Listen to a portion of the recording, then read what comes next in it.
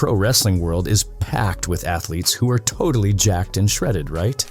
But with all the steroid scandals over the years, it's tough to tell who's got natural muscles and who might be getting some extra help. A few wrestlers have gotten caught using steroids, despite their claims of it being otherwise. So who are these wrestlers?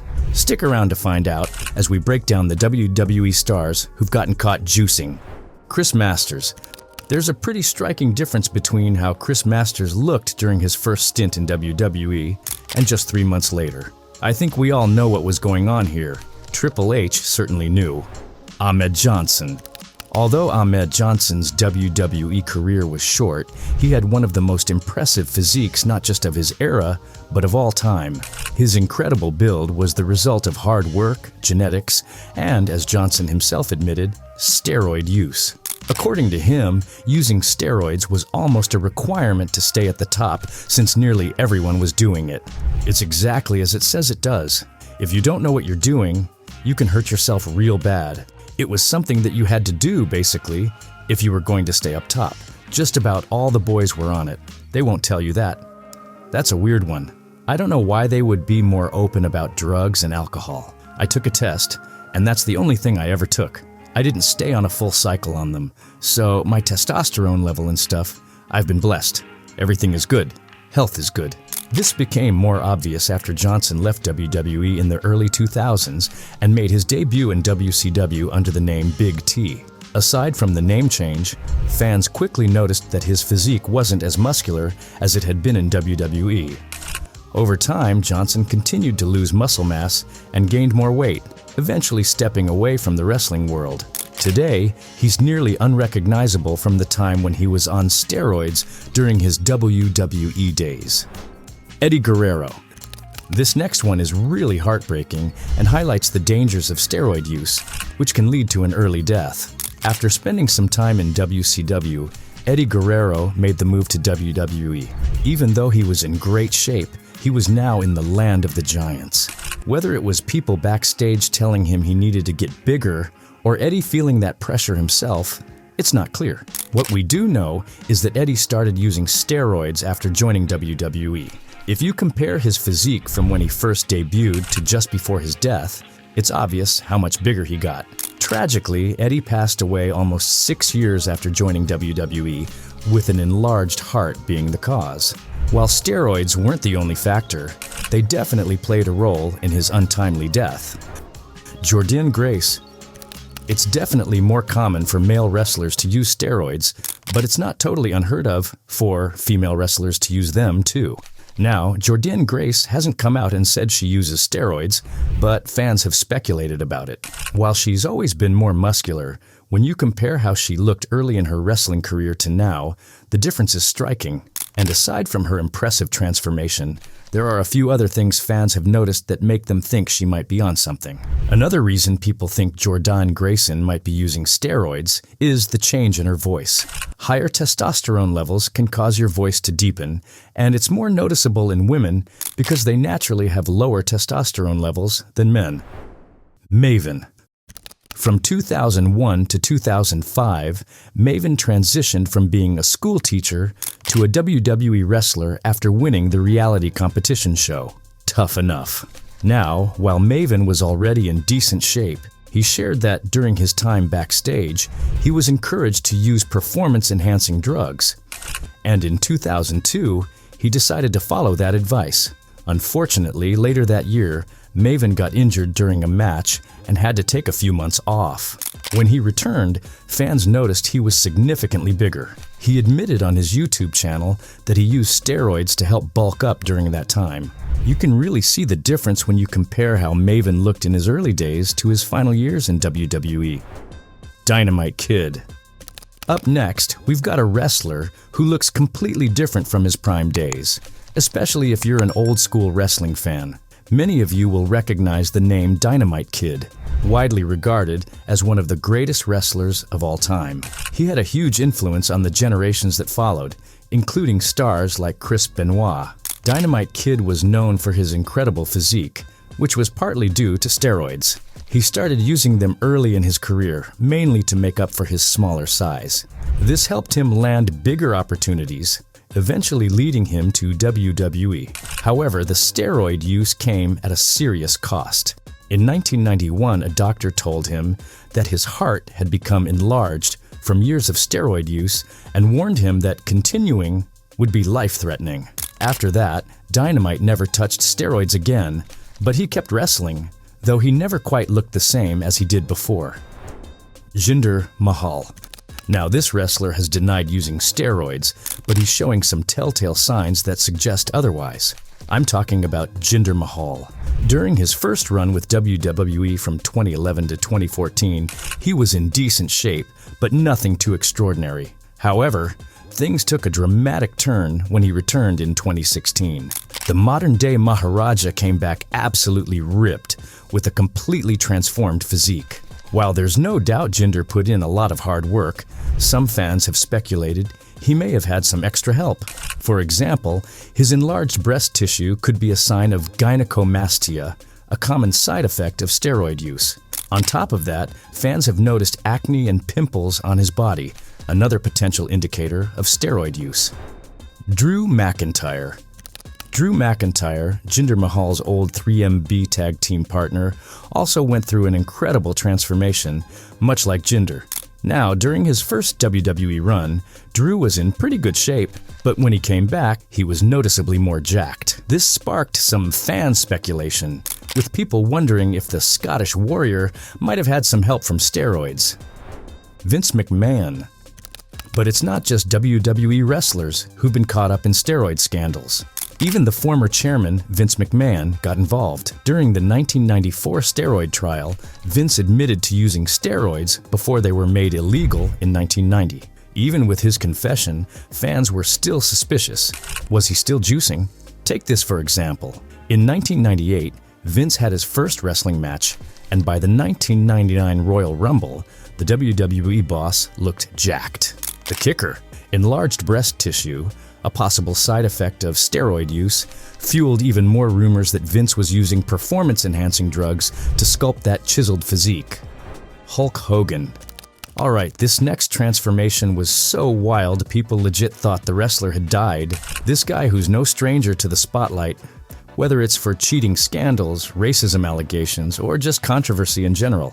Yep, if you haven't guessed it already, we're talking about the one and only 12-time world champion, Hulk Hogan. Now, everyone knows that back in the 80s, most WWE wrestlers were juiced up on steroids. Yeah, probably not the best for their health, but it was actually legal at the time. That is, until 1990, when the Anabolic Steroid Control Act kicked in. But even after that, WWE and Vince McMahon still got hit with accusations of supplying steroids to their wrestlers, leading to the infamous 1994 steroid trial. One of the biggest names caught up in all this? Hulk Hogan. Despite his insane physique, Hogan denied ever touching steroids. Back in the 80s and 90s, Hogan was the guy in wrestling, front and center of what was then the WWF. He basically won everything there was to win, becoming the face not just of the company, but of the entire wrestling world. But while he was on top, he got himself into some messy situations, which is why he lands on our list. So Hulk basically took almost a year off from WWE. When he came back, the guy looked way slimmer. Guess he stopped eating his vitamins and saying his prayers, huh? But the real nail in the coffin came in court, where Hulk had to testify. And yep, he admitted to using steroids. In 1994, during the steroid trial, Hogan straight up admitted to using steroids. Gotta give him props for owning up to it, but considering how he stayed super famous after the whole thing, maybe it didn't hurt him too much in the end. Here's the lowdown on the steroid trial. Back in 1993, WWE CEO Vince McMahon was accused of supplying his wrestlers with steroids throughout the 80s and early 90s to give them those superhero physiques. Enter Hulk Hogan. During the 1994 trial, Hogan, along with other wrestlers, admitted to using steroids. Hogan claimed he thought they were legal because he had a prescription, and said he used them not just for bulking up, but also to recover from injuries. Shockingly, he revealed he'd been on steroids for his entire 14-year career up to that point. Despite this, Hogan went on to become one of the biggest wrestling stars ever. He didn't show much regret either, later saying that steroids were common in professional sports and even considered safer than sugar by some athletes. Wild, right? The Ultimate Warrior. Not everyone gets the chance to turn their life around. Take the Ultimate Warrior, for example. He joined WWE in 1987 and quickly rose to fame, becoming a two-time Intercontinental Champion within his first 2 years. The company clearly saw him as their next big star, especially thanks to his insane physique. Before wrestling, Warrior was a professional bodybuilder, so he was more ripped than most wrestlers back then. Vince McMahon wanted to cash in on that appeal, but things went south when they had a falling out over pay. In 1991, Ultimate Warrior had a fallout with Vince McMahon over money and abruptly left WWE. But it didn't take long for him to return. He made a comeback at WrestleMania 8, about 7 months later. However, fans noticed something different about him. He was slimmer and had a few other changes. This led to wild rumors that the Ultimate Warrior had actually died, and the guy who returned was a total imposter. Of course, that wasn't true, and his smaller physique was most likely because he stopped using steroids. He tried his hand at public speaking for a bit after wrestling on other circuits. Sadly, Warrior passed away on April 8, 2014, at just 54 years old. While the official cause of death was a heart attack, many fans and colleagues believe steroids played a part. And let's be real, during his time in the ring, it was no secret Warrior was using steroids. He even admitted it in several interviews, saying steroids were a catch-22. Not all good, but not all bad either. Warrior also testified in Vince McMahon's 1994 trial, where he claimed that 85–90% of WWE wrestlers had used steroids at some point. If you saw Warrior's massive physique, it wasn't hard to tell he was on something. He later revealed that his lungs were struggling due to his steroid use and joked that if he kept going, he'd need a dump truck just to hold his liver. Unfortunately, the damage to his body had already been done. His death came just days after he was inducted into the WWE Hall of Fame. Brian Cage. Brian Cage is literally called the Machine, and it makes sense. Just look at the guy. But like a lot of wrestlers we've seen, his physique looks a little too good to be true, and fans have definitely raised some eyebrows over how he got so jacked. The rumors really started flying when old pics and videos from Cage's early days in wrestling started popping up. To say his transformation is wild is an understatement. Now, Cage hasn't really said much about using performance enhancers, so at the end of the day, it's all just speculation. The Game. Alright, before we jump into this next wrestler, let me just say, he's never outright admitted to taking steroids, but there's definitely some evidence that makes people wonder. I'm talking about the Game himself, Triple H. The King of Kings started hitting the gym at just 14 years old because he wanted to look like a wrestler. And, well, mission accomplished. During the Attitude Era, his physique was pretty much unmatched. But of course, rumors about steroids started swirling. Some fans even pointed out that between late 2003 and mid-2004, Triple H's body looked a lot less defined. Around that time, he had just married Stephanie McMahon, and rumors were flying that the couple was trying for a baby. Since steroids can mess with fertility and sperm production, fans speculated that maybe Triple H was off the gear, which led to that noticeable change in his physique. So there's this wild backstage story floating around. Apparently the King of Kings might have been on something. When Scott Steiner showed up to WWE, the officials asked him to take a drug test. Steiner, being Steiner, was like, "Yeah, I'll do it, but only if Triple H takes one too." And just like that, Steiner wasn't asked to take any more drug tests. Kinda sketchy, right? "We really want you, but we want you to take a drug test tonight." He's like, "That was basically my you did." I'm like, "Yeah, tell that motherfucker to pick up a limousine, we'll go down together. So I know that motherfucker's hot, juice to the gills, man. Him." Lex Luger. Alright, next up on our list is Lex Luger. Now, Hulk Hogan might have had a point, because Luger started dabbling in steroids back in his football days. While today's wrestling fans might not know him as well, this guy was huge in the wrestling scene for years. Even though he never snagged a WWF championship, he did bag the WCW World Heavyweight title twice and the WWA World Heavyweight title once. Plus, he dominated the NWA and WCW United States Heavyweight Championship 5 times and was only the second ever WCW Triple Crown champ. But here's the kicker. His biggest WWE flex was challenging for every title they had. Yep, he went for it all, including showdowns for the World Heavyweight Championship at SummerSlam 93 and WrestleMania 10 in 94. Sadly, he never won, but if there was a belt for being open about steroid use, Luger would have taken the gold. He straight up admitted to being one of the biggest cheaters, boosting his chances in the ring with drugs. So, the WWF star openly admitted that he started using steroids way back when he was still playing football, even before his wrestling career began. To avoid getting caught, he'd take them during the off-season to bulk up. The 1994 Royal Rumble co-winner went into detail about how he even manipulated drug tests during his wrestling days. According to Luger, he snuck in fake urine for tests, sometimes using Vaseline to mess with the samples. Other times, he'd skip the tests altogether and use his intimidating size to get people to lie for him. But that once massive figure is far from what it used to be. Today, Luger is honestly a shadow of his former self. By the end of his career in 2007, he switched from steroids to anti-aging supplements, but the consequences were brutal. He suffered a spinal infarction, which left him in a quadriplegic state. These days, though, Lex Luger seems to have found his moral compass. Surprisingly, the guy who once cheated the system is now an advocate against steroid use. In a recent interview, he talked about how the pressure in the industry pushed him. He said the wrestler, who's clearly got some regrets, is now all about making sure the next generation doesn't make the same mistakes. He's even been teaming up with WWE here and there to help improve their wellness policy. Talk about a serious turnaround. Ryback. Alright, next up, we've got another insanely jacked wrestler who, surprise, surprise, wasn't exactly killing it in the gym like you'd think. Yep, we're talking about Ryback. Turns out he got introduced to steroids at just 19 years old.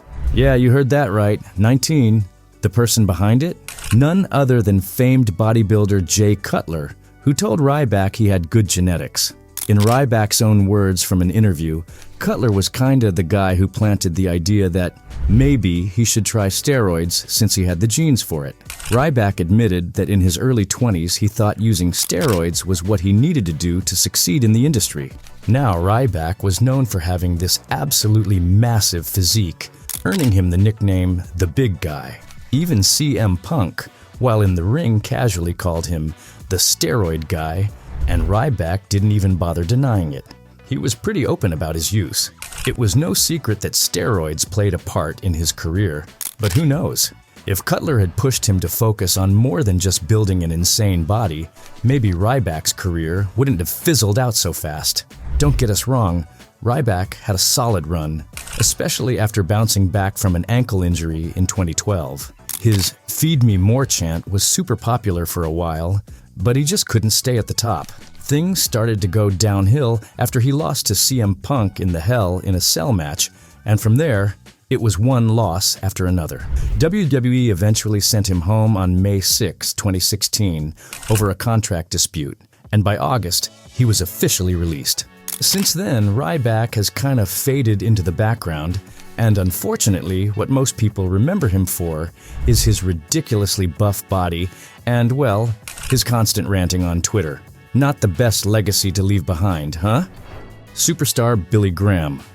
Next up, we've got the guy who's believed to have brought steroids into the wrestling scene, Superstar Billy Graham. Now, if you're an OG wrestling fan, you probably know him well. But if you're a bit younger, you might know him as the dude who inspired another huge name in the industry, Hulk Hogan.